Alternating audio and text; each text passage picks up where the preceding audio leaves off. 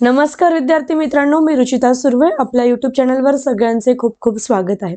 मित्रांनो, आज तुम्हाला YouTubeवर भेटण्याचे कारण असं आहे की सगळेच विद्यार्थी TET परीक्षेची खूप आतुरतेने वाट बघतात। जसं तलाठीची वाट बघत होतात, नगर परिषदेची वाट बघत होतात, तसं TET परीक्षेची देखील सगळेजण वाट बघतात। नेमकी परीक्षा कधी येणार आहे, कशा स्वरूपात ही परीक्षा घेतली जाईल किंवा कुठले कुठले क्रायटेरियाज आहे या परीक्षा देण्यासाठीचे, या अनुषंगाने आजच्या लेक्चरमध्ये आपण चर्चा करणार आहोत। थोडक्यात आज मी तुम्हाला TET या परीक्षेबद्दल संपूर्ण माहिती प्रोव्हाइड करणार आहे।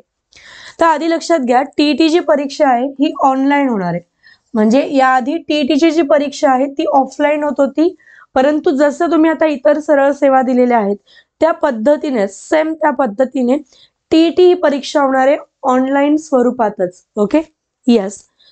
दुसरी गोष्ट म्हणजे काय की आता सगळ्यांनाच माहिती की सरळ सेवा म्हटलं तर TCS घेतं किंवा IBPS घेतं, बरोबर।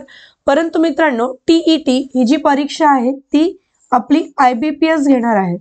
ओके, IBPS पॅटर्न नुसारची परीक्षा असणार आहे, हे आधी सगळ्यांनी लक्षात घेणं गरजेचं आहे।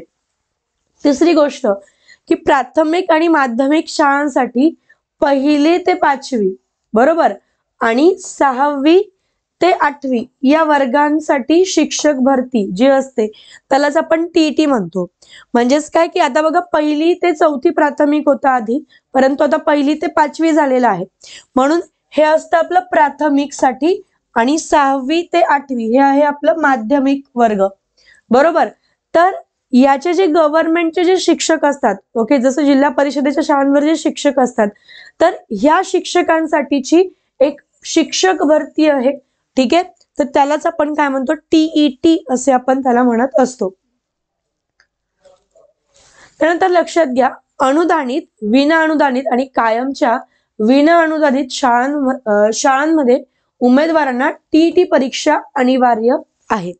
अनुदानित म्हणजे काय, आपण बऱ्याच वेळेस म्हणतो की स्कूलला ग्रँट मिळालेला आहे, ओके, काही स्कूलला ग्रँट मिळालेला नाहीये, काही टक्के ग्रँट मिळालेलं असतं, पण काही शाळा अशा असतात ज्या कायमच्या काय असतात, विना अनुदानित असतात। म्हणजे सध्याच्या जर इंग्लिश मीडियम आपण बघितल्या तर या इंग्लिश मीडियम काय असतात, विना अनुदानित असतात, म्हणजे कायमस्वरूपी त्यांना ग्रँट मिळणार नाहीये, अशा काही शाळा असतात, बरोबर। तर या सगळ्याच परीक्षा, ही जी परीक्षा आहे ती कोणासाठी अनिवार्य आहे, तर हे सगळ्या शाळांचे जे शिक्षक असतात, हे शिक्षक म्हणून लागण्यापूर्वी त्यांना TET ची परीक्षा देणं किंवा TET परीक्षा उत्तीर्ण असणं काय असणार आहे, अनिवार्य असणार आहे। तसंच TET परीक्षा दरवर्षी ऑफलाईन स्वरूपात याआधी होत होती। मी मगाशीच सांगितलं की याआधी ऑफलाईन पेपर TET चा होत होता, पण हे पहिलं वर्ष असणार आहे ज्यामध्ये ऑनलाईन एक्झाम होणार आहे, आणि ती एक्झाम स्पेशली IBPS कंडक्ट करणार आहे। तर लक्षात घ्या, 2024 सालापासून TET परीक्षा ऑनलाईन स्वरूपात असतील। आता ही ऑनलाईन का घेण्यात आलेली आहे, कारण ऑफलाईन परीक्षेमध्ये अपारदर्शकता होती आणि यामध्ये पारदर्शकता यावी त्यासाठी ही जी परीक्षा आहे ही आपण ऑनलाईन स्वरूपात, म्हणजे सरकारने निर्णय घेतला की ही परीक्षा सुद्धा काय व्हावी, ऑनलाईन स्वरूपात घेण्यात यावी।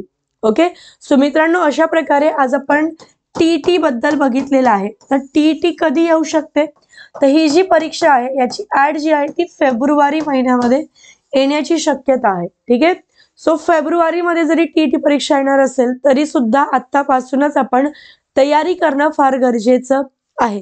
सो मित्रांनो, लक्षात घ्या, तुम्ही जर TET परीक्षा देणार असाल तर आपण आताच 1 जानेवारी पासून TCS आणि IBPS पॅटर्न नुसार बॅच लॉन्च केलेली आहे, आणि यामध्ये तुम्हाला 799 ची जी आपली लाईव्ह बॅच होती त्याच्यावर ऑफर देऊन 499 मध्ये तुम्हाला ही लाईव्ह बॅच जी आहे ही आपण केलेली आहे। या परीक्षेचा नक्कीच तुम्हाला या परीक्षेसाठी ही जी बॅच आहे या बॅचचा नक्कीच तुम्हाला फायदा होईल। काही प्रश्न असल्यास किंवा आमच्याशी संपर्क साधायचा असल्यास तुम्ही 9404845434 या नंबरवर संपर्क साधू शकता, ठीक आहे। चलो, so thank you so much all of you.